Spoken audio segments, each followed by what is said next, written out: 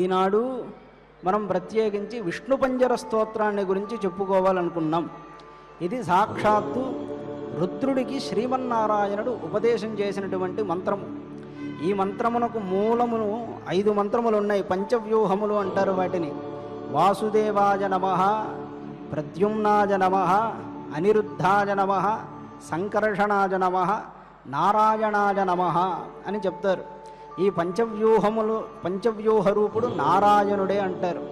ఏమిటి దీనివల్ల ఫలితము అంటే, సృష్టి చేసేటప్పుడు ఒకలాగా, స్థితి చేసేటప్పుడు ఒకలాగా, ఈ సృష్టి స్థితిలన్నింటినీ మొత్తం లయం చేసేటప్పుడు ఒకలాగా, తిరోధానమునందు అనుగ్రహ కృత్యమునందు ఒకలాగు, ఇలా పంచకృత్యములు చేసేటప్పుడు నారాయణుడే వివిధములుగా ఉంటాడు అని చెప్తారు.